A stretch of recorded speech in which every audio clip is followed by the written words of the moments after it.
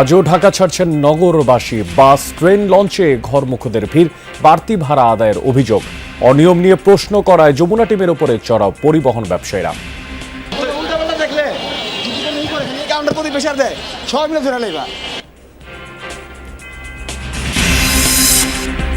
রাতভর ক্রেতা বিক্রেতার হাক ডাকে সরগরম কোরবানির হাট। পছন্দের পশু কিনতে তোড়জোড়। চট্টগ্রামে গরু ছাগলের বাজারে মন্দাভাব, আজ বিক্রি বাড়বে আশা ব্যাপারীদের। সৌদি আরব সহ মধ্যপ্রাচ্যের দেশগুলোতে আজ উদযাপিত হবে পবিত্র ঈদ উল আজহা। পশু কোরবানি দিয়ে মাথা মুন্ডন করবেন হাজিরা। আকাশপথে সৈয়দপুরের অর্ধশতাধিক কসাই পৌঁছেছে ঢাকায়। ঈদের 3 দিনে এক একজনের লাখ টাকা আয়ের আশা। কোরবানি ঘিরে জমজমাট, মাংস কাটার সরঞ্জামের বাজার।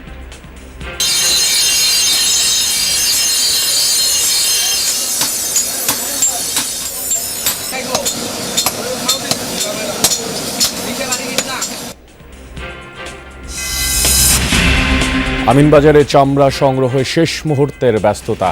ট্যানারির কাছে বকেয়া টাকা ভাবাচ্ছে আড়তদারদের। লবণের চড়া দামে বিপাকে ব্যবসায়ীরা।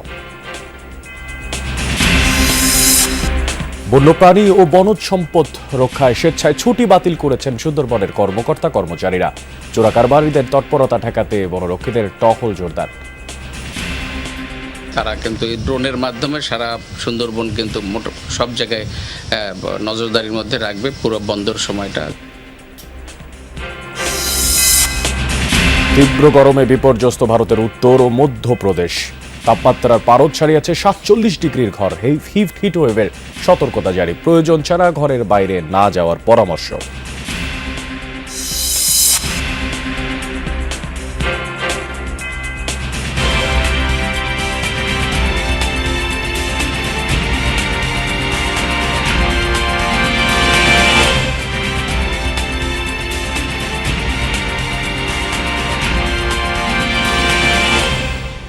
সবাইকে আমন্ত্রণ জানাচ্ছি যমুনা নিউজে। আপনাদের সাথে আছি আমি মশিউর অনেক। এতক্ষণ শিরোনাম দেখছিলেন, এবার বিস্তারিত। আগামীকাল উদযাপিত হবে পবিত্র ঈদ উল আজহা। প্রিয়জনের সাথে ঈদ উদযাপন করতে শেষ সময় রাজধানী ছাড়ছে মানুষ। বাড়ি ফেরার খবর জানবো সহকর্মীদের কাছ থেকে। তবে শুরুতেই কমলাপুর রেলওয়ে স্টেশন থেকে যোগ দিচ্ছেন আমাদের সঙ্গে রাব্বি হোসেন। রাব্বি, আজ আপনার মাধ্যমে জানতে চাই আসলে কতগুলো ট্রেন ছাড়বে ঢাকা থেকে। আর গতকালকে টিকিট কেটেও ট্রেনে উঠতে না পারা কিন্তু একটা অভিযোগ ছিল। আজকে সেই অবস্থা দেখতে পাচ্ছেন কিনা জানতে চাই আপনার মাধ্যমে। অনেক যাত্রীদের অভিযোগ অনুযোগ থাকে, তবুও ভোগান্তি, পথের ক্লান্তি সব কিছু ম্লান হয়ে যায় যখন তারা বাড়ি ফিরতে পারেন এবং আনন্দে যেতে পারেন। তবে সেই আনন্দ অনেকের ভাগ্যেই হয় না, কারণ টিকিট কাটতে এক ধরনের ভোগান্তি পেতে হয়, ব্যাগ পোহাতে হয়। সেটিও এই যাত্রীরা পেয়েছেন। পাশাপাশি যাত্রীদের একটি অভিযোগ ছিল, কারণ তারা বলছেন যে টিকিট কাটার পরেও তারা নির্দিষ্ট সময়ে ট্রেনে উঠতে পারেননি, কারণ এত পরিমাণ চাপ ছিল যে তারা সঠিক সময়ে ট্রেনে উঠবেন, উঠে একটি সিট পাবেন, বসে 3-4 ঘন্টার যে যাত্রা করবেন সেটি সম্ভব ছিল না। তার কারণে তারা অনেকে অভিযোগ করছিলেন। তবে আজকে যেহেতু আগামীকালকে ঈদ, আজকে কমলাপুর রেলওয়ে স্টেশনে অন্য দিনের তুলনায় চাপ কিছুটা কম, তবুও চাপ রয়েছে। আমরা এখন পর্যন্ত 8টি ট্রেন ছেড়ে গিয়েছে এবং সারাদিনে আরও ট্রেন ছেড়ে যাবে, প্রায় 60টির মতো ট্রেন ছেড়ে যাবে। আমরা দেখছি বৃষ্টিতে ভিজছেন, বৃষ্টি হচ্ছে কমলাপুর রেলওয়ে স্টেশনে। সেই বৃষ্টিতে ছাতা নিয়ে অনেকে ছাদে যারা আহরণ করেছেন তারা ভিজেই আসলে যাচ্ছেন। তাদের মাল সামানা রয়েছে, সবগুলোই ভিজে যাচ্ছে। কিছুক্ষণ শুরু হয়েছে বৃষ্টি, তবে এই যে ঝুম বৃষ্টি হচ্ছে, ভোগান্তি হচ্ছে, দুর্ভোগ হচ্ছে, সেটিও তাদের এক ধরনের ঈদের যে আনন্দ আবার ঈদের যে দুর্ভোগ সেই চিত্রটি রয়েছে। আমরা কয়েকজন যাত্রীর সঙ্গে কথা বলেছি, তারা বলছেন যতই ভোগান্তি হোক তারা বাড়ি ফিরতে চান, বাড়িতে গিয়ে ঈদের আনন্দ করতে চান।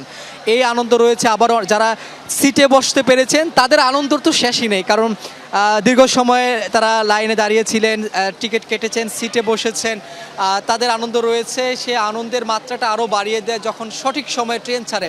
আমরা যাত্রা বিলম্ব একটি, অর্থাৎ নীল সাগর এক্সপ্রেস যেটি রয়েছে সেটি যাত্রা বিলম্ব ছাড়া অন্য যে ট্রেনগুলো রয়েছে সেগুলো আমরা দেখেছি সঠিক সময়ে আজকে ছেড়ে যাচ্ছে, কারণ যাত্রীদেরও অত বেশি চাপ নাই। গতকালকে যে পরিমাণ চাপ ছিল, সকালে কিছু চাপ ছিল, আমরা এখন 8টা বাজে 1 ঘন্টার ব্যবধানে দেখেছি আমরা 4টি ট্রেন ছেড়ে গিয়েছে, সর্বমোট এখন পর্যন্ত 8টি ছেড়ে গিয়েছে। আমরা কর্তৃপক্ষের সঙ্গে যখন কথা বলবো, ম্যানেজারের সঙ্গে রাব্বি, আমরা যেরকমটা দেখছিলাম আপনার মাধ্যমে যে যারা রেলপথে বাড়ি ফিরছেন তাদের ভোগান্তি কিছুটা এখন পর্যন্ত কম দেখা যাচ্ছে। এই মুহূর্তে আমরা নৌপথের খোঁজ খবর জানতে চাইব। ঈদ যাত্রার এই নৌপথের খোঁজ খবর জানানোর জন্য আমাদের সঙ্গে সদরঘাট লঞ্চ টার্মিনাল থেকে যোগ দিয়েছেন সহকর্মী ফয়সাল মাহমুদ। ফয়সাল, প্রথমেই শুভ সকাল জানাচ্ছি আপনাকে। আসলে এই শেষ সময় বাড়ি ফেরার খবর জানাবেন, সময় মতো লঞ্চ ছাড়ছে কিনা এবং নিরাপত্তা ব্যবস্থা নিয়ে সেখানে যারা যাচ্ছেন আসলে তাদের কোনো শঙ্কা আছে কিনা? অনেক সময় মতোই লঞ্চ ছেড়ে যাচ্ছে বা রাজধানীর সদরঘাট লঞ্চ টার্মিনাল থেকে, এবং যাত্রীদের যে উপচে পড়া ভিড় সেটি কিন্তু আমরা সকাল থেকেই দেখছি। যেহেতু ঈদের আগামীকালকে ঈদ, অর্থাৎ শেষ সময়ের একেবারে বাড়ির যাত্রা কিংবা স্বপ্নযাত্রা, সেই যাত্রা নির্বিঘ্নে যাতে বাড়ি পৌঁছাতে পারেন, এই কারণেই কিন্তু সাধারণ মানুষ সকালই তারা লঞ্চ টার্মিনালে চলে এসেছেন এবং এখনও পর্যন্ত কিন্তু আসছেন। আপনি যদি দেখেন এখনও শত শত মানুষজন কিন্তু তারা তাদের যে নির্ধারিত লঞ্চ রয়েছে, বিশেষ করে দক্ষিণাঞ্চলের মানুষ যারা মূলত এই নদীপথ ব্যবহার করে বাড়ি যান, তাদের যে তাড়না কিংবা তাদের যে ব্যাকুলতা বাড়ি যাওয়ার জন্য আমরা সেটি কিন্তু দেখছি। তবে কিছুটা বিপত্তি বাড়িয়েছে এই বেরসিক বৃষ্টি, বেশ মুষলধারে বৃষ্টি হওয়ার কারণে আমরা দেখছিলাম যে এখানকার যে সকল যাত্রী সাধারণ রয়েছেন তারা বেশ বিড়ম্বনায় পড়েছেন, এবং যারা লঞ্চে উঠেছেন তার বেশ কিছু লঞ্চ ছেড়ে গেছে, কিন্তু সাধারণ যাত্রী যারা এখনও লঞ্চে উঠতে পারেননি তারা কিন্তু বেশ বিড়ম্বনায় পড়েছেন, যেভাবে পেরেছেন আশ্রয় নিয়েছেন। কিছুক্ষণ আগে আমরা দেখেছিলাম যে একটি লঞ্চ ছাড়ার ঠিক আগ মুহূর্তে একজন যাত্রী নদীতে পড়ে গিয়েছিলেন, তাকেও বেশ কষ্ট করে তাকেও তো পরে উদ্ধার করা হয়েছে। আর আইনশৃঙ্খলা রক্ষাকারী বাহিনী এবং ঘাট কর্তৃপক্ষের পক্ষ থেকেও কিন্তু বারবার যেসব নিয়ম শৃঙ্খলা বেঁধে দেওয়া হয়েছে সেই সব মানার জন্য বিষয়গুলো তারা বারবার মাইক অ্যানাউন্স করছেন। এর পাশাপাশি যাতে লঞ্চের ছাদে কেউ না উঠেন সেই বিষয়ে। ফয়সাল, আপনাকে ধন্যবাদ। আমরা আপনার মাধ্যমে দেখছিলাম নৌপথে যারা চলাচল করতে যাচ্ছে তাদের সব শেষ। ফয়সাল, আমরা আপনার সাথে কথা বলার পরে আমরা একটু হাসিফুল করিম বিজয়ের সাথে যোগ দিতে চাই। তিনি সড়ক পথে ঈদ যাত্রার খবর জানানোর জন্য আমাদের সঙ্গে রাজধানীর গাবতলী বাস টার্মিনাল থেকে যুক্ত হচ্ছেন। বিজয়, আপনাকে শুভ সকাল জানাচ্ছি, নিশ্চয়ই আপনি আমাকে শুনতে পাচ্ছেন। টার্মিনালে আসলে ঘরে ফেরা মানুষের ভিড় কেমন দেখছেন সেটি তো জানতে চাইবই, পাশাপাশি বাস কি সময় মতো ছাড়ছে কিনা, ভাড়া নিয়ে কোনো অসন্তুষ্টি হচ্ছে কিনা যাত্রীদের? অসন্তোষ প্রকাশ করেছেন যাত্রীরা। আমি এখানে আসার পরেই গাবতলী বাস টার্মিনালে আসার পরে বেশ কিছু যাত্রীর সাথে আমার কথা বলছে।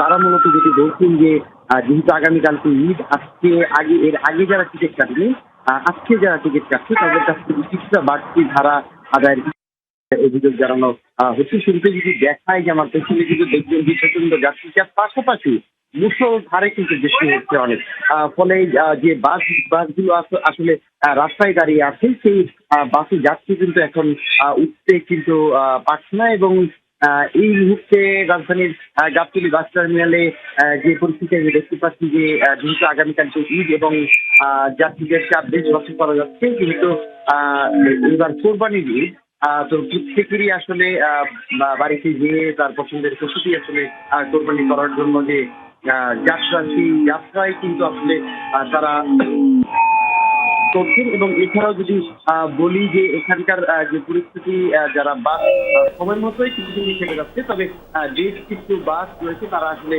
দেরি করে থাকছে। তবে কিছু লোকাল বাস রয়েছে যে বাসগুলো আসলে দূরপাল্লার। বিজয়, ধন্যবাদ আপনাকে আমাদের সঙ্গে যুক্ত থাকার জন্য।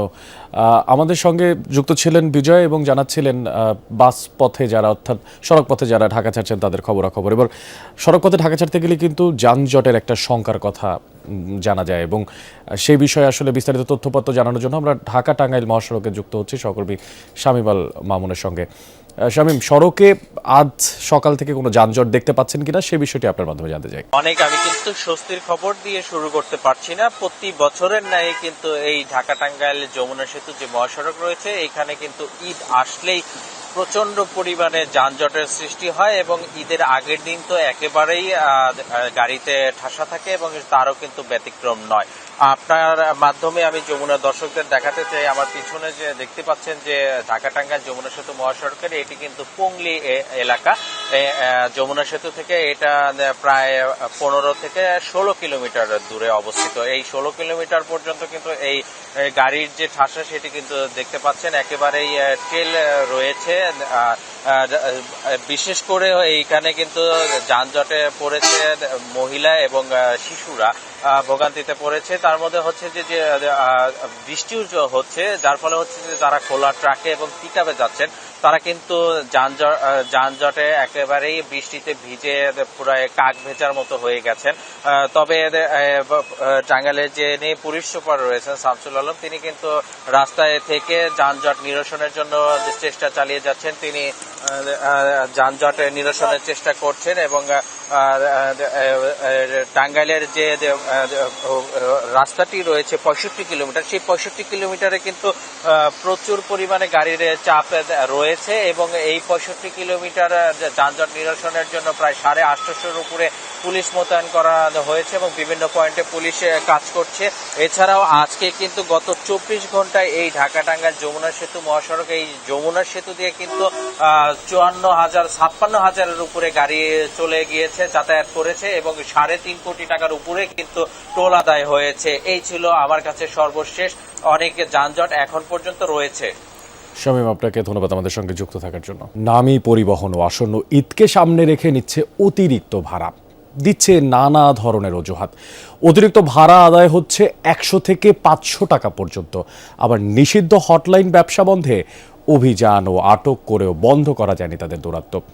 ঈদ সামনে রেখে বেড়েছে তাদের তৎপরতা। অনিয়ম নিয়ে প্রশ্ন উঠতেই খোদ যমুনা টিমের উপরে আক্রমণাত্মক পরিবহন ব্যবসায়ীরা। বিস্তারিত তথ্যপাত্র নাহিদ হোসেনকে সাথে নিয়ে দেখবেন আমার করার প্রতিবেদনে। সায়দাবাদ ও যাত্রাবাড়ি, ঈদ এলেই যেখান থেকে বাড়ি ফেরার যুদ্ধ শুরু হয় হাজারো মানুষের, আর সেই সুযোগেই মাথা চারা দিয়ে ওঠে অসাধু চক্র আর যাত্রী ভোগান্তি। না তো কোম্পানি ভাড়া ন্যায্য ভাড়া যাত্রী যায়, এটা কোনো হটলাইন না, এটা কমিশন। কাউন্টারের বাইরে টিকিট বিক্রি, নামি বেনামি গাড়িতে কমিশনের ভিত্তিতে যাত্রী তোলা হয় হটলাইন কাউন্টারের মাধ্যমে। নকল বাস আর যানজটে দিশেহারা পথচারী ও যাত্রীরা। কিছুদিন আগে এই অবৈধ হটলাইনের দৌরাত্ম্য নিয়ে সংবাদ প্রচার করে যমুনা টেলিভিশন। সেই প্রতিবেদনের পর আইন শৃঙ্খলা রক্ষাকারী বাহিনীর অভিযানে আটক করা হয় 23 জনকে। ঘোষণা আসে নিয়মিত অভিযান চলবে, কিন্তু বাস্তবতা কতটা বদলেছে সেটাই দেখতে ফের সায়দাবাদ যাত্রাবাড়িতে যায় যমুনা টিম। দেখা যায় প্রকাশ্যেই চলছে হটলাইন টিকিট বিক্রি। একাধিক কাউন্টারে যাত্রী ডেকে ডেকে বিক্রি করা হচ্ছে টিকিট। কোন গাড়ির টিকিট? বিএমএফ হটলাইন, হ্যাঁ। এটা তো এখন আসলে সরকার গ্রেফতার করলো। ভাই শোনেন না, শোনেন। যাত্রী উঠাইতে হবে না, আমার আপনার সাথে কথা বললে তো হবে না। এই ভাই ক্যামেরা নিয়ে প্রশ্ন করতে ক্ষিপ্ত হয়ে ওঠেন কয়েকজন। এক পর্যায়ে যমুনা টিমের উপরে চড়াও হওয়ার চেষ্টা করা হয়। উল্টাপাল্টা দেখলে কাউন্টার প্রতি প্রেশার দেয়, সবাই মিলে ফেরালে বা মানুষ যাইতে পারে না, হাহাকারি যা ওরা আর মানুষের উপকার করে আর হ্যাঁ অবৈধ। জানলে আবার কাউন্টার খুলে দিচ্ছে কেন? ওনারা যে বরিশাল যাবে আর কি খুন ওটাই দিতেছে। আপনি আমাদেরকে কেন বললেন যে ধরে ফেলার জন্য? আপনি অবৈধ ওরা ধরতে গেলেন কেন পিছে পিছে? আমি দেখতে যাবো না উনি কোন বাসে যাবেন? আপনি আজকে কয়েকদিন ধরে দেখি এই কাউন্টার ভিতরে আপনারা ঢোকেন, ঘটনা কি? পরিস্থিতি নিয়ন্ত্রণে সেখানে আসেন আইন শৃঙ্খলা রক্ষাকারী বাহিনীর সদস্যরা। এক পর্যায়ে অবৈধ কাউন্টারের লোকেরা স্বীকার করেন হটলাইন ব্যবসা এখনো চালু রয়েছে। ভাই আমার কথা কি, যদি অনলাইনে কেউ বিক্রি করে আপনি নিয়ে যান, আমাদের কোনো আপত্তি নেই, নিয়ে যাবেন, কোনো সমস্যা নেই। ব্যানার যেগুলো আছে এগুলো ছাড়া যদি বিক্রি করা অনলাইনের অপরাধী, ডাইরেক্ট অপরাধী। তোমার একটা ব্যানার নেই শুনবা, তোমার নাই, তুমি যে বিক্রি করো এটা অপরাধী, ডাইরেক্ট অপরাধী। এর মধ্যে আগে ধরা পড়া একটি হটলাইন কাউন্টার দাবি করে তারা এখন আর হটলাইন ব্যবসা করে না, বরং একটি নামী পরিবহনের কাউন্টার হিসেবে কাজ করছে। আপনার এখন আর হটলাইন নাই? না, এখন ইগল। টিকিট এতগুলো কেন? এগুলো আগে রয়ে গেছে, সব এখানে নিজস্ব কোনো কাউন্টার নেই? না, যেগুলো আছে সব হটলাইন কাউন্টার। জি, হটলাইন তো এখন সব জায়গায় চালু। হ্যাঁ সব চাই। এদিকে সরজমিনে দেখা যায় নামী পরিবহনের নামে কাউন্টার সাজিয়ে শুরু হয়েছে নতুন এক হটলাইন ব্যবসা। বাইরে হচ্ছে আপনার জোনাকির ব্যানার, জি। ভেতরে হচ্ছে শ্যামলীর। জি। আপনার কাছে জোনাকির টিকিটও নাই, শ্যামলীর টিকিটও নাই, জি। কিন্তু ড্রয়ার ভর্তি অন্যান্য টিকিট যেগুলো আপনি আবার বলেন বেচেন না, তাহলে এই কাউন্টার চলে কিভাবে ঈদের সময়? এটা মালিকানার ভাবে চালাতে আছে। যাত্রীরা কারা বসে আছে, এটা কাদের যাত্রী? না না, ওনারা এখানে এসে বসছে। আপনি কোথায় যাবেন? এই কাউন্টারে এসে বসছেন কেন? এখানে কাটছি টিকিট। এখানে টিকিট কাটছেন? জি। উনি তো বলতেছেন যে উনি নাকি আপনার কাছে টিকিট বিক্রি করেনি। দিছে তো 500 টাকা টিকিট 650, কিছু করার নাই, ঈদ বাজার। এর মাঝেই আসে আরেক অভিযোগ, অতিরিক্ত ভাড়া আদায়। আগে 400 টাকা ছিল, এখন 500 টাকা। কতদিন আগে বাড়াইছে? কতদিন ধরে? এই ঈদের 3 দিন আগে। এক নামী পরিবহনে ঢাকা থেকে মুন্সিগঞ্জ বাসের ভাড়া মাত্র 4 দিনে বেড়েছে 100 টাকা। বিভিন্ন গন্তব্যে গাড়ি ভাড়া বেশি নেওয়া হচ্ছে 100 থেকে 500 টাকা পর্যন্ত, কোথাও আরো বেশি। বিয়ারটাতে গাবতলি থেকে যে চারটা আছে সেই হিসেবে আমার ভাড়া নিচ্ছি। চার্টে এটা লেখা। হ্যাঁ, একটা বছর পরে কম নেই, আমরা ঈদের সময় লাস্টের সময় ভাড়া নিই। তারা দাবি করেন মালিক সমিতির সিদ্ধান্ত অনুযায়ী ভাড়া বাড়ানো হয়েছে। মালিক সমিতি থেকে নির্ধারিত করে যে ভাড়াটা আছে সেটি আমরা নিচ্ছি। তবে এমন সিদ্ধান্তের কোনো বৈধ চার্ট দেখাতে পারেননি তারা।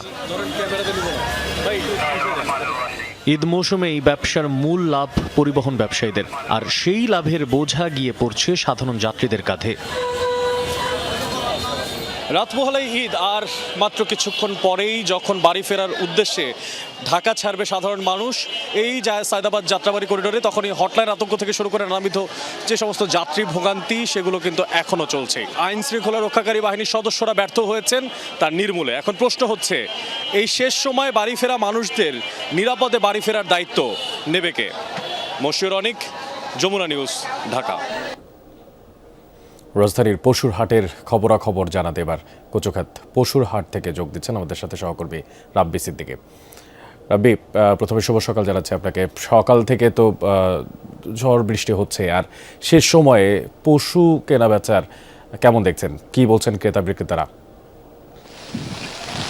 অনেক খুব বাজে অবস্থা, মানে বৃষ্টি, ঝড় বৃষ্টিতে এখানে আসলে কচুখাত বাজারে আসলে গরু বিক্রির মতো পরিস্থিতি কিন্তু এখন এই মুহূর্তে নেই। এখানে একটু দেখাই যে ঝড় বৃষ্টির কারণে আসলে গরুগুলোর কি অমানসিক কষ্ট হচ্ছে। ত্রিপল টানানো নেই, একেবারে উন্মুক্ত মাঠে এই কচুখাত যে রজনীগন্ধা মার্কেটের যে মাঠ, সেই মাঠে গরুগুলো আছে। এভাবে তারা গত কয়েকদিন ধরেই কিন্তু আপনি দেখছেন যে বৃষ্টি হচ্ছে থেমে থেমে, এবং কিছুক্ষণ আগ থেকে ঝড় বৃষ্টি দুটোই কিন্তু একসাথে আছে। এই বৃষ্টির সাথে ঝড় হওয়ায় কিন্তু দুর্ভোগ বেড়েছে, এবং এখানে যারা ব্যাপারীরা আছেন আমরা একটু কথা বলার চেষ্টা করি, তারা কি তাদের কাছ থেকে শুনি কি অবস্থা। আপনাদের কি অবস্থা? কয়টা গরু নিয়ে এসেছিলেন? আরে গরু 5টা আনছে, একটা বেশি হতো, গরু তো হাসতা, গরু খাইতেছে না, গাড়ি ভাড়াটাই দিতে পারতেছি না। হ্যাঁ, আমি 7টা আনছি, একটা বেচাই নেই। না না, এখন দেন নাই বৃষ্টির অবস্থা, অনেক এমনি বেচাইনি করুম, অবস্থা খারাপ। ঝড় হইতেছে, বৃষ্টি হইতেছে, বেশি কাস্টমার নাই। 18টা, 6-7টা এখন বিক্রি হয়েছে, 7টার মতো, আর 11টা এখনো রয়েছে আশেপাশে। অনেক যে এই যে হাটটি, এই হাটের এখনো অসংখ্য গরু আছে ব্যাপারীরা বলছেন, কিন্তু ক্রেতা একেবারেই কম। ক্রেতা সকালে ছিল, আমি দেখেছি, কিন্তু ঝড় বৃষ্টির কারণে আসলে সে ক্রেতারাও কিন্তু আসলে নিরাপদ জায়গায় চলে গেছেন।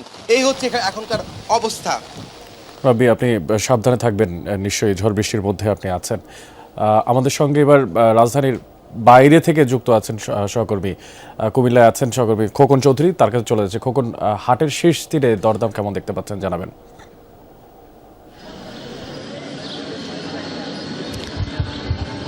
অনেক কুমিল্লায় কিন্তু পশুর হাট আসলে বেচাকিনি বেশ জমে উঠেছে। গত রাত ভরে কিন্তু বেচাকিনি চলেছে, তবে সকালে কিছুটা ভাটা। এখানে কিন্তু 10:30 11টা থেকেই বাজার জমতে শুরু করবে। ইতিমধ্যে কিন্তু আমরা দেখতে পাচ্ছি যে শহরের একেবারে প্রাণকেন্দ্র নেউরা বাজারে রয়েছে আমি। এখানে কিন্তু প্রচুর পরিমাণ গরু রয়েছে, এবং যারা ব্যবসায়ী এবং ক্রেতা উভয়ের সঙ্গে আমরা কথা বলেছি। বিশেষ করে যারা ব্যবসায়ী রয়েছেন তারা বলছেন যে এবছর আসলে তাদের তাদের যে কাঙ্ক্ষিত দাম সেটি কিন্তু আসলে অনেকাংশে পাচ্ছেন না, এমন অভিযোগ কিছু কিছু বিক্রেতার। আবার অন্য যারা বিক্রেতা রয়েছেন তারা আবার বলছেন যে না, এবছর তাদের চাহিদা অনুযায়ী কিন্তু তাদের যে ক্রেতা সেটি পাচ্ছেন এবং তাদের বেচা কেনায় বেশ খুশি।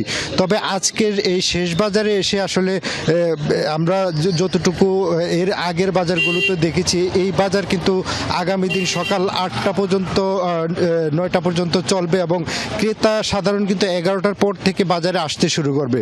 তো বাজার ব্যবস্থাপনায় যারা রয়েছেন তারা কিন্তু যারা গরু ব্যবসায়ী রয়েছেন তারা যাতে নির্বিঘ্নে তাদের বেচাকিনি করতে পারেন সেই ব্যবস্থা করেছেন বলে নিশ্চিত করেছেন এবং বিশেষ করে যারা ভেটেরিনারি চিকিৎসক রয়েছেন তারাও সার্বক্ষণিক চিকিৎসা দেওয়ার জন্য এখানে রয়েছেন। আমরা ব্যবসায়ীদের সঙ্গে কথা বলে যেটি জেনেছি তারা বলছেন যে তাদের বেচাকেনা নির্বিঘ্নে আসলে তাদের পর্যাপ্ত ব্যবস্থা রয়েছে এবং তারা প্রত্যাশা করছেন যে শেষ বাজারে এসে তাদের যে কাঙ্ক্ষিত দাম সেটি হয়তো পাবেন এবং ক্রেতা সমাগম বেশ উপস্থিতি হবে। খোকন, আপনাকে ধন্যবাদ আমাদের সঙ্গে যুক্ত থাকার জন্য। হঠাৎ পাল্টে গেছে চট্টগ্রামের পশুর হাটের চিত্র। গরু বেশি, ক্রেতা কম, আর শেষ দিনে এসেও অনেক গরু রয়েছে অবিকৃত। দূর দূরান্ত থেকে আসা ব্যাপারীদের কপালে পড়েছে চিন্তার ভাঁজ।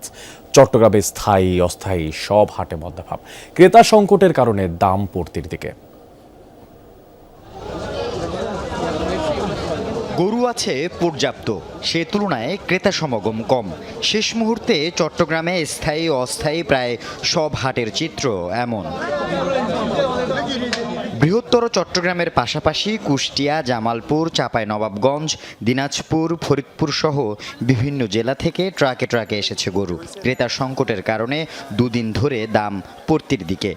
এই গরু কয়েকদিন আগে অত বড় 1,80,000, 1,85,000, আপনার 1,90,000 এরকম ছিল আর কি। দেখ আজকে আমরা বাজার ভালো বিদায় আজকে আমরা এটা 1,50,000 মধ্যে পেয়েছি আর কি। তো কয়েকদিন আগে মনে করেন এটা ছিল 1,50,000 টাকা, তো এখন মোটামুটি দেখা যায় যে 20,000 থেকে 25,000 টাকা প্রত্যেকটা গরুর দাম কমছে। আমরা এটা কিনছি 1,55,000 টাকা, আর বাজার ঘুরে দেখলাম অনেক ওই গতকালকে চেয়ে আজকে গরুর দাম কম আছে। 1,90,000 টাকা। কতদিন আগে আরো 2-3টা হাট ঘুরছি, 2-2.5 লাখ, 3 লাখ, 4.5 লাখ এরকম দাম যাচ্ছে, কিন্তু এখন অনেক দাম কম। বাহারি নামের বড় গরু প্রচুর, তবে ছোট ও মাঝারি গরুর চাহিদা বেশি। বাড়তি দামের জন্য অনেক ব্যাপারী গরু ছাড়েননি। শেষ মুহূর্তে এসে বিপাকে তারা।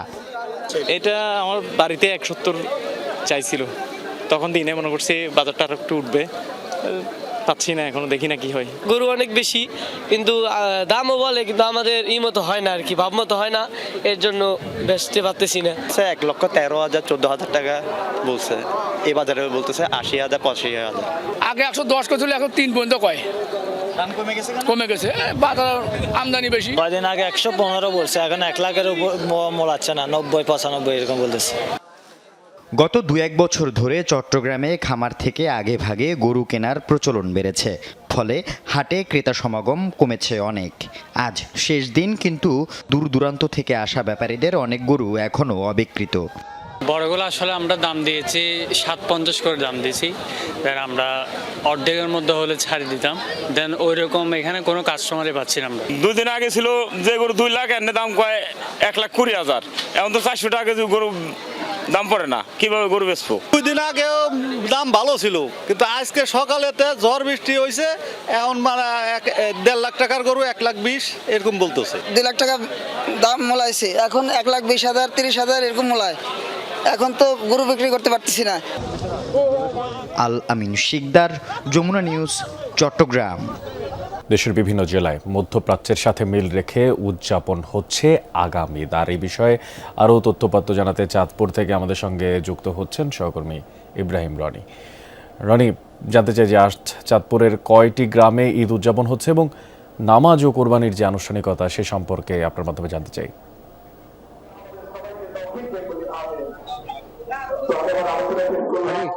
চাঁদপুরে গত 98 বছর ধরে কিন্তু এই সাদরা দরবার শরীফের পীর মাওলানা ইসাদ এই সৌদি আরব সহ মধ্যপ্রাচ্যের দেশগুলোর সাথে মিল রেখে কিন্তু সরকারি যে ঈদ উদযাপন হয় তার একদিন আগে ঈদ উদযাপন করেন। জেলায় 40টি গ্রামে ঈদ উদযাপন হচ্ছে আজকে ঈদুল আজহা। ইতিমধ্যে আপনি দেখছেন যে এই চাঁদপুরের এই শারজা দরবার শরীফের এই মাঠে কিন্তু কয়েকশো মুসল্লি কিন্তু ঈদের জামাত আদায়ের জন্য এখানে সমবেত হয়েছেন। এই শারজা দরবার শরীফের বর্তমান পীর যিনি আছেন তিনি যেমনটি বলছেন যে আসলে তারা প্রথম চন্দ্র দর্শনের ভিত্তিতে রোজা এবং ঈদ সহ ধর্মীয় অন্যান্য কার্যক্রমগুলো পালন করে থাকেন। তো আমরা আসলে কথা বলছিলাম আমরা এখানকার আপনারা কেন ঈদ পালন করছেন একদিন আগে? পূর্বে যারা পালন করে আসছে এভাবে আসলে যেমনটি শুনছিলেন যে চাঁদপুরের শারজা দরবার শরীফ সহ জেলার হাজীগঞ্জ, কচুয়া, মতলব সহ বিভিন্ন এলাকায় কিন্তু আজকে ঈদ উদযাপন হচ্ছে। ঈদ জামাত শেষে কিন্তু পশু কুরবানির প্রস্তুতি নিয়েছে। রনি, আপনাকে ধন্যবাদ আমাদের সঙ্গে যুক্ত থাকার জন্য। সৌদি আরব সহ মধ্যপ্রাচ্য সহ বিশ্বের বেশিরভাগ দেশে ঈদুল আজহা আজ ত্যাগের মহিমায় দিনটি পালন করবেন ধর্মপ্রাণ মুসল্লিরা। সকালে ঈদ জামাতের পর আল্লাহর সন্তুষ্টি লাভের আশায় পশু কোরবানি দেবেন মুসল্লিরা। সৌদিতে পশু কোরবানির পর মাথা মুন্ডন করবেন হাজিরা। ভৌগোলিক কারণে সবার আগে ঈদের আনুষ্ঠানিকতা শুরু অস্ট্রেলিয়া ও নিউজিল্যান্ডে। কুয়েত, ওমান, সংযুক্ত আরব আমিরাতেও আজ ঈদুল আজহা। বিশ্বের সবচেয়ে বড় মুসলিম দেশ ইন্দোনেশিয়ার জাকার্তায় আল আজহার মসজিদে অনুষ্ঠিত হবে ঈদের প্রধান জামাত। আর পশ্চিমা দেশগুলোতেও ঈদুল আজহা আজ বাংলাদেশের মতো উপমহাদেশগুলোতে ভারত, পাকিস্তানে ঈদুল আজহা পালিত হবে বৃহস্পতিবার। আর মুসলিমদের অন্যতম প্রধান এই ধর্মীয় উৎসবে শুভেচ্ছা জানিয়েছেন বিভিন্ন দেশের রাষ্ট্র ও সরকার। কুরবানির ঈদ শুধু ধর্মীয় আনুষ্ঠানিকতার মধ্যেই সীমাবদ্ধ নয়, এর সাথে জড়িয়ে থাকে শিশুদের আনন্দ, মায়া, দায়িত্ববোধ আর পশুর প্রতি ভালোবাসার এক মানবিক গল্প। হাটে গিয়ে পশু পছন্দ করা, তাকে আদর যত্নে কাটানো কয়েকটা দিন, বন্ধুদের সাথে আনন্দ ভাগাভাগি, আর সবশেষে ত্যাগের শিক্ষা হৃদয়ে ধারণ করে প্রিয় পশুটিকে বিদায় জানানো। সহকর্মী শওকত মঞ্জুর শান্তর রিপোর্টে ছোট্ট ঈশানের কথায় প্রতিফলিত হয়েছে প্রতিটি শিশুর হৃদয়ের না বলা কত না কথা।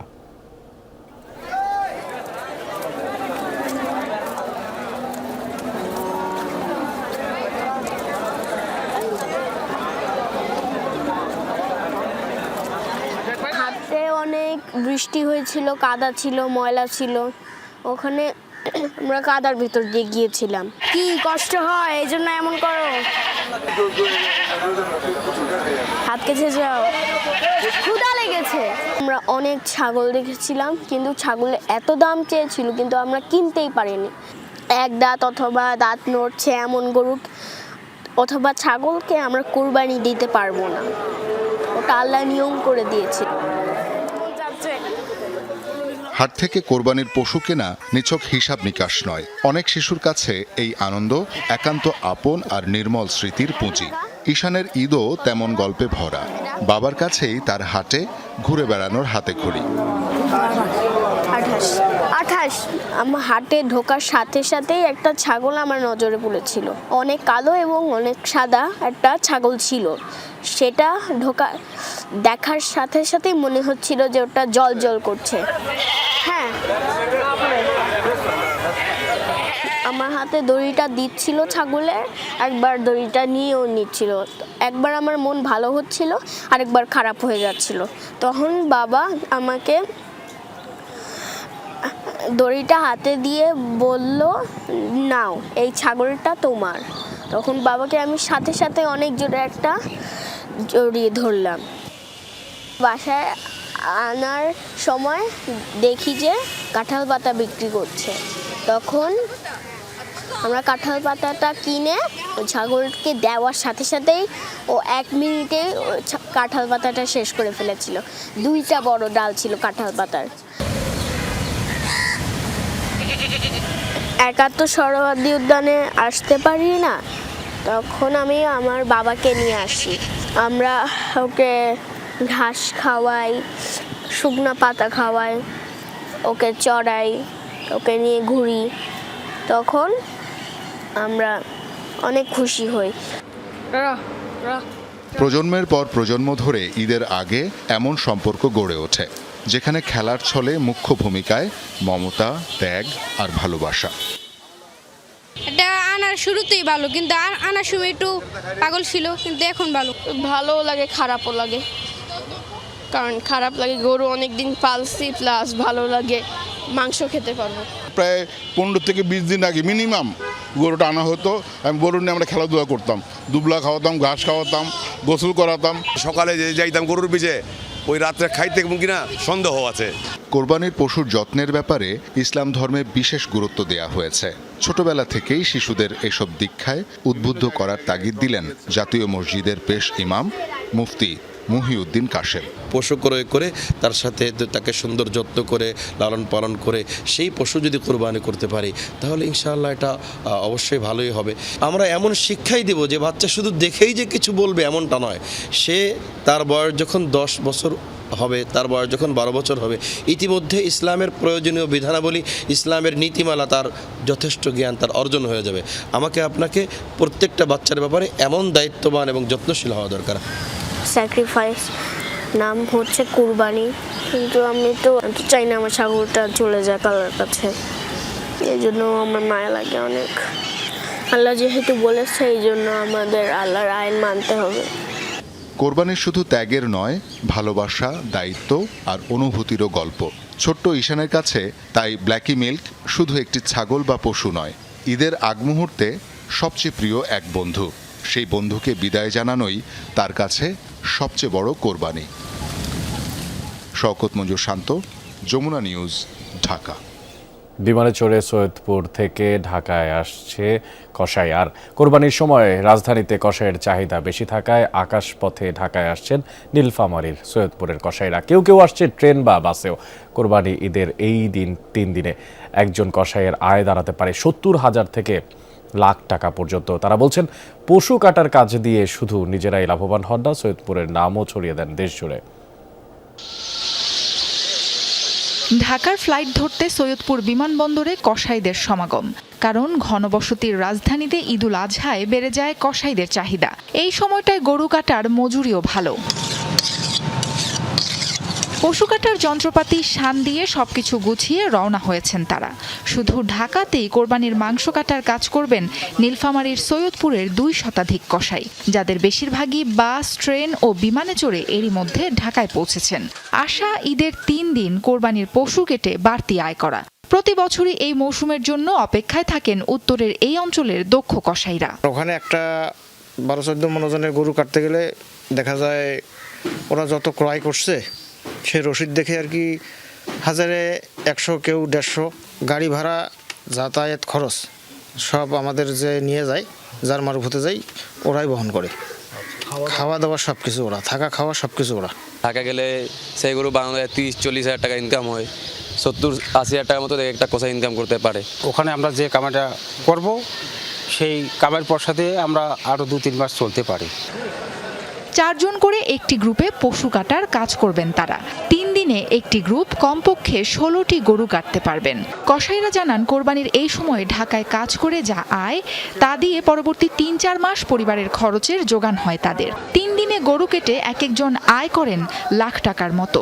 সৈয়দপুর থেকে আমাদের ঢাকায় রেট বেশি, ওখানে 3 ডবল টাকা পাওয়া যায় আমাদেরকে, বুঝছেন, কাজ করলে। আমাদের প্রায় 6 মাস বসতে হয়, আমাদের দোকানপাট চলে না, এই জন্য আমরা যাই। এখানে আমাদের ওই রেটে পোষায় না যে রেট এখানে গরু বানানো হয়। সৈয়দপুর মাংস ব্যবসায়ী সমিতির সভাপতি জানান, ঢাকায় দক্ষ কসাইয়ের অভাব, তাই কয়েক যুগ ধরে এই মৌসুমে দল বেঁধে আসেন তারা। ওখানে আমরা 27 বছর থেকে যাচ্ছি, আমাদের ভাই গেছে, বড় ভাই গেছে, সিনিয়ররা গেছে, কিছু লোক আমাদের ট্রেনে গেছে, কিছু লোক বাসে যাবে, আর আমরা 3 জন বিমানে যাই। এক একজনে 70-80 হাজার টাকা করে হয়। জুনিয়ররা 40-50 হাজার টাকা পায়, সিনিয়র 1,20,000, 1.5 লাখ টাকা ভাগ পায়। কোরবানির ঈদকে সামনে রেখে মাসখানেক আগে থেকেই সৈয়দপুরের কসাইদের বুকিং দিয়ে রেখেছেন ঢাকার অনেকে। সাবরিনা লিজা, যমুনা নিউজ। কোরবানির ঈদ ঘিরে বেশ জমে উঠেছে মাংস কাটার সরঞ্জামের বাজার। কামারপাড়ার পাশাপাশি অনলাইন থেকে ওই সব সরঞ্জাম সংগ্রহ করছেন অনেকে। আর ক্রেতাদের অভিযোগ, বাড়তি চাহিদার সুযোগ নিচ্ছেন দোকানিরা। যদিও কারিগররা বলছেন কাঁচামালের দাম বাড়ার প্রভাব পড়েছে এই সব সরঞ্জামের ওপর।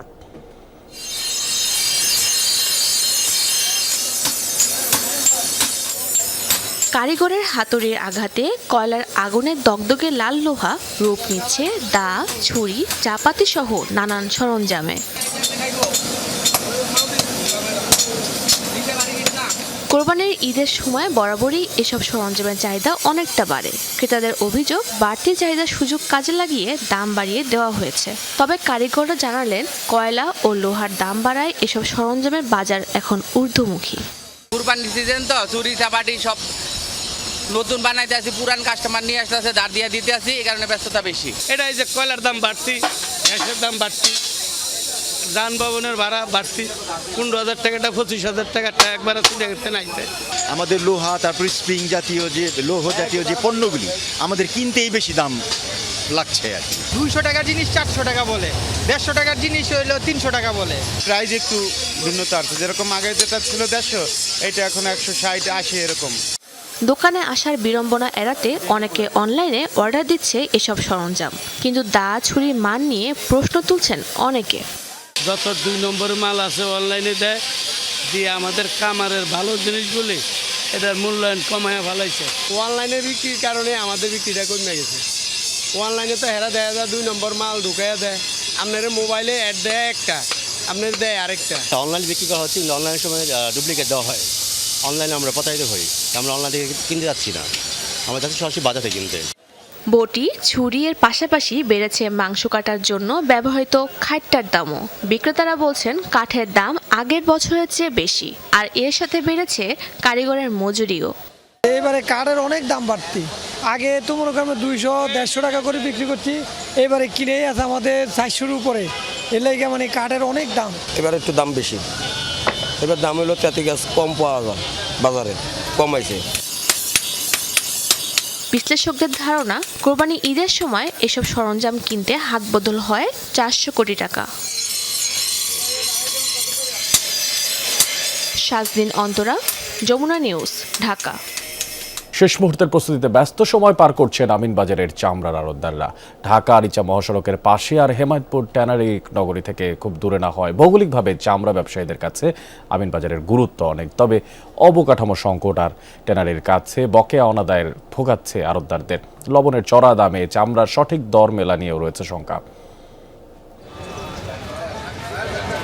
তুরাগ নদীর কোল ঘেঁষা সাভারের আমিনবাজার কাঁচা চামড়ার ব্যবসার অন্যতম বাণিজ্যিক কেন্দ্র। একদিকে ঢাকা আরিচা মহাসড়কের পাশে এর অবস্থান, অন্যদিকে হেমায়তপুরের ট্যানারি শিল্পনগরী থেকে এর দূরত্ব কেবল কয়েক কিলোমিটার। তাই কাঁচা চামড়া সংগ্রহের একটি বড় অংশ এই আমিনবাজার হয়েই প্রসেসিং ইউনিটে প্রবেশ করে। ঢাকা ও আশপাশের বেশিরভাগ কোরবানির কাঁচা চামড়া সরাসরি আসে এখানেই, তাই শেষ মুহূর্তের প্রস্তুতি নিতে ব্যস্ত আড়তদাররা। শ্রমিক সংকট নাই, চামড়ার বিক্রির কারণে অনেক সময় সমস্যা হয়। চামড়া ভাইয়েরা আসে, ওরা হয়তো চামড়ার এই যে কাইটের কারণে কারণে অনেক সময় সমস্যা করে। গাইতে নামায়া মালটা আপনার মাথা কাটতে হয়, মাথা কাইটে আপনার মালটা নবন দিতে হয়। নবন দেওয়ার পরে মালটা মনে করেন সপ্তাহখানে রাখার পরে মালটা আবার ভেঙে গাইতে উড়াই দেওয়া আমরা ট্যানারি পাঠাই দিই। ইনকাম 8,000 হয়, 10,000 হয়, 12,000 হয়। হাজারীবাগ থেকে ট্যানারি হেমায়তপুরে স্থানান্তরের পর পোস্তার আড়তগুলো ধীরে ধীরে চলে আসে এই অঞ্চলে। ট্যানারি শিল্প ঘিরে হেমায়তপুরে বেশ কিছু লবণ মাখানো চামড়ার আড়ত গড়ে উঠেছে, আর আমিনবাজারে রয়েছে 2-3 ঘর কাঁচা চামড়ার আড়ত। তবে ঈদের চাপ সামলাতে অস্থায়ী ঘরও তৈরি হয়েছে। ঢাকার ভিতরের যে চামড়াগুলো আছে এখানে আমিনবাজার নামে, এখানে আশপাশের এলাকার যে চামড়াগুলো আছে এখানে নামে। 1 থেকে 1.5 লক্ষ পিস কোরবানি প্রচুর চামড়া সংগ্রহ করব। অবশ্য কথা ছিল ট্যানারি শিল্পনগরীর মতো পরিকল্পিতভাবে আড়তের একটি হাবও গড়ে তোলা হবে, কিন্তু বাস্তবতা ভিন্ন। তার উপর ট্যানারিগুলোর কাছে লেনদেনের লাখ লাখ টাকা বাকি আদায়ও সময় মতো সম্ভব হয় না। লবণের দামও যোগ করেছে বাড়তি দুশ্চিন্তা। বাস্তবায়ন হলো না, এখানে আসার পরে আমরা অনেক মাইর খেয়ে গেছি। এই ট্যানারিটা ট্রান্সফার করার পরে আমরা আর ব্যবসাটা টিকা রাখতে পারিনি, ব্যবসা অনেক ঢালের দিকে চলে গেছে। ট্যানারি মালিকের কাছে 2 কোটি টাকা আটকে রয়েছে, 10 টাকাও পাইনি। 32-33 বছর ব্যবসা, এই বিগত 2-4-5 বছরের মতো নিম্নমানের অনেক এই কোনো দামই নেই শিল্পের। কথা বলছেন, গতবার আমি প্রায় 5.5 লাখ টাকার মাল লবণজাত করছি, করার পরে আমি 3 লাখ টাকা বিক্রি পাইনি। স্বাভাবিক সময়ে 5,000 পশুর চামড়া থাকলেও ঈদের সময়ে 3 থেকে 4 লাখ পশুর চামড়া সংগ্রহ হয় আমিনবাজারে। হুমায়ুন রশিদ, যমুনা নিউজ, সাভার। সুন্দরবনের বন্যপ্রাণী ও বনজ সম্পদ রক্ষায় বন বিভাগের সব কর্মকর্তা কর্মচারীরা স্বেচ্ছায় ছুটি বাতিল করেছেন। ছুটির এই সময়ে বন ও বন্যপ্রাণীকে নিরাপদ রাখতে এবং বন সংক্রান্ত অপরাধ শূন্যের কোঠায় নামিয়ে আনতে স্বাভাবিক কার্যক্রমের পাশাপাশি নতুন পদক্ষেপ নিয়েছে পূর্ব সুন্দরবন বিভাগ। আর বিশ্ব ঐতিহ্য রক্ষায় প্রিয়জনের সাথে ঈদের আনন্দ উপভোগকে অপেক্ষা করছেন বনকর্মীরা। খোলা মাঠে নির্ভর ঘুরে বেড়াচ্ছে সুন্দরবনের চিত্রা হরিণ। ঘাস খাচ্ছে আর মাঝে মধ্যে নিজেদের মধ্যে খুনসুটিতে মাতছে সুন্দরবনের এসব প্রাণী। এ দৃশ্য সুন্দরবন পূর্ব বন বিভাগের কটকা জামতলা এলাকার। শুধু জামতলা নয়, সুন্দরবন জুড়ে রয়েছে ১২৫টি রয়্যাল বেঙ্গল টাইগার, ৩ লক্ষাধিক হরিণ, কয়েক লাখ বানর, কুমির সহ সম্ভাবনাময় বনজ সম্পদ। সারা বছরই অপরাধীরা এসব বন্যপ্রাণীর শিকার ও বনজ সম্পদ লুটের চেষ্টা করে। ঈদ ও বিভিন্ন উৎসবে চোরা শিকারীদের তৎপরতা বেড়ে যায় কয়েক গুণ। আর তা রুখতে এবার ব্যতিক্রমী উদ্যোগ নিয়েছে সুন্দরবন পূর্ব বন বিভাগ। ঈদের ছুটি না কাটিয়ে বন পাহারায় থাকবেন কর্মকর্তা ও বনকর্মীরা। আমরা নিয়মিত টহল করি, তারপরে ঈদের সময় বিশেষ করে আমাদের ফুড পেট্রোলিংটা জোরদারভাবে করি, যাতে কোনো প্রকার বন্য প্রাণী শিকারীরা চোরা শিকারীর দ্বারা শিকার না হয়। খালের লোকালয়ে আমরা প্যারালাল অনুযায়ী ফুড পেট্রোল করতেছি। ফুড পেট্রোলের প্রধান উদ্দেশ্য হচ্ছে আমরা যাতে বন্যপ্রাণী কোনো শিকারী এখানে চোরা শিকারী এসে ঈদের তৎপরতার সুযোগ নিয়ে কোনো বন্যপ্রাণী শিকার না করতে পারে।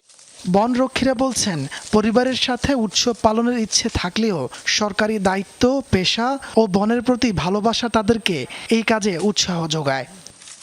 ঈদের ছুটি মায়া ত্যাগ করে পরিবার পরিজন বিসর্জন দিয়ে আমরা বন ও বন্যপ্রাণী রক্ষার্থে আমরা এখানে নিয়মিত টহল জোরদার করছি। 8টি টিমে বিভক্ত হয়ে আমরা সুন্দরবনের যে সারা সুর অভিযান আমরা পরিচালনা করতেছি। বন বিভাগ বলছে, ঈদের পরে 7 দিন পর্যন্ত এই টহল জোরদার থাকবে। ড্রোন সহ বিভিন্ন প্রযুক্তি যুক্ত করা হয়েছে। এতে চোরা শিকারীদের তৎপরতা রোধ করা যাচ্ছে, তেমনি সময় ও সরকারের ব্যয় কমছে। নিজেদের পক্ষ থেকে ঈদের ছুটিতে যাইনি, আমরা আমাদের পরিবারের সাথে ঈদ করার পরিবর্তে আমরা এই বন্যপ্রাণী রক্ষার যে মহান দায়িত্ব পেয়েছি সেই দায়িত্ব পালন করাটাকে আমাদের কাছে বেশি গুরুত্বপূর্ণ বলে মনে হয়েছে। মানে মোট 8টি ড্রোন ব্যবহার করা হচ্ছে, 2টি স্মার্ট টিমের কাছে আছে, আর হলো 6টি আলাদা টিম করে দেওয়া হয়েছে। তারা কিন্তু এই ড্রোনের মাধ্যমে সারা সুন্দরবন কিন্তু সব জায়গায় নজরদারির মধ্যে রাখবে পুরো বন্দর সময়টা। সুন্দরবন পূর্ব বন বিভাগের চাঁদপাই ও শরণখোলা রেঞ্জে 390 জন এবং পশ্চিম বিভাগে 4 শতাধিক বনকর্মী কর্মকর্তা রয়েছেন। তাপস সরকার, যমুনা নিউজ। প্রচণ্ড গরমে বিপর্যস্ত ভারতের উত্তর ও মধ্যপ্রদেশের অনেক এলাকা। জারি করা হয়েছে হিট ওয়েভ সতর্কতা। আর হিট স্ট্রোক ও পানি শূন্যতাজনিত কারণে হাসপাতালে বাড়ছে রোগীদের ভিড়, না বিশ্বাস গবাদি পশুপালকদেরও। আর তাপমাত্রার পারদ 47 ডিগ্রির বেশি ছাড়িয়েছে বলে জানিয়েছে আবহাওয়া অধিদপ্তর। আর তীব্র গরম থেকে বাঁচতে ঘরের বাইরে থাকা এবং পর্যাপ্ত পানি পান করার পরামর্শ দিয়েছেন চিকিৎসকরা। সামান্য একটু পানির জন্য ভিড় জমিয়েছে মানুষ, ছুটে আসছে দূর দূরান্ত থেকে। তীব্র দাবদাহ আর পানির সংকটে নাকাল ভারত। হিটওয়েভ সতর্কতা জারি করা হয়েছে মধ্য ও উত্তরপ্রদেশের বেশ কিছু এলাকায়। 24 ঘন্টায় ভারতের উত্তর পশ্চিম অঞ্চলে তাপমাত্রার পারদ ছাড়িয়েছে 47 ডিগ্রির বেশি। রাজধানী নয়াদিল্লিতে 45 ডিগ্রি সেলসিয়াস এবং উত্তরপ্রদেশে সর্বোচ্চ 48 ডিগ্রি সেলসিয়াস তাপমাত্রা রেকর্ড করা হয়েছে। প্রশান্ত মহাসাগরীয় উষ্ণ জলপ্রবাহের কারণে সৃষ্ট আবহাওয়া পরিস্থিতি বা এল নিনোর প্রভাবেই তীব্র গরমে বিপর্যস্ত জনজীবন। বাড়তে থাকা গরমের ধকল সইতে না পেরে হাসপাতালে বাড়ছে রোগীদের ভিড়। হিটস্ট্রোক, হিট এক্সজশন ও পানি শূন্যতা নিয়ে প্রতিদিনই ভর্তি হচ্ছে অনেকে। তাদের বেশিরভাগই গর্ভবতী নারী ও শিশু। দিল্লিতে হিটস্ট্রোকের কারণে আশঙ্কাজনক অবস্থায় রয়েছে অন্তত 2 জন। বৈরী আবহাওয়া পরিস্থিতি মোকাবেলায় বিনামূল্যে খাবার ও পানি বিতরণ করছে কয়েকটি অলাভজনক সংস্থা।